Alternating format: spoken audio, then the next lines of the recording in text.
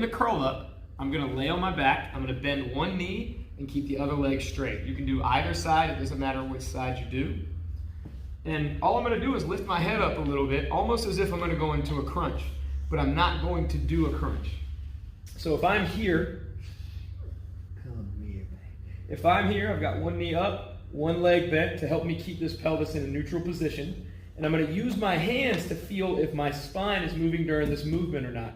Because remember, again, the purpose of this is not dynamic motion, right? And a crunch is not inherently bad. It can make this stuff stronger, but that doesn't help contribute to what we're doing when we're trying to squat or deadlift or lift things and move things outside of here. We're trying to work on maintaining a stable, consistent spine position.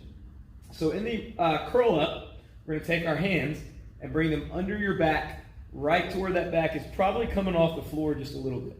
You don't have to jam your back into the floor, and we definitely don't want to arch. We just want to try to be neutral, and we start out relaxed. So with my head relaxed on the ground, I'm going to kind of take a breath in through my nose, let that belly expand somewhat, and just hold everything tight. So my voice just changed a little bit. My face might be red because I'm squeezing tight.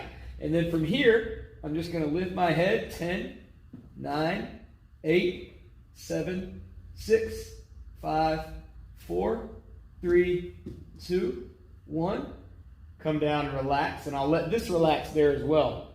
Now, if you start to feel some strain in your neck, start out adding a little chin tuck, and then we'll keep those hands there. Make sure you don't arch up when you do your chin tuck.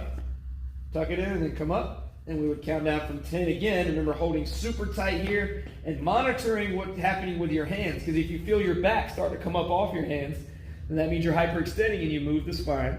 If you feel your back pressing into your hands, then that means that you're starting to move your pelvis or you're flexing through that lower spine.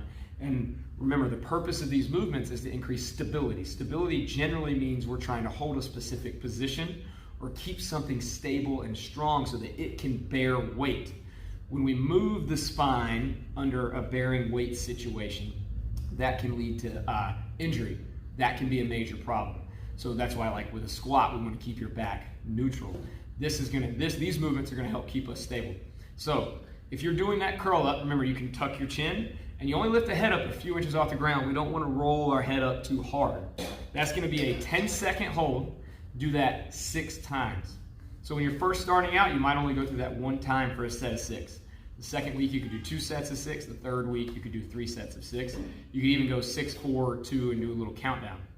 So that's the curl up. The main focus is stability and contracting the front side of the body.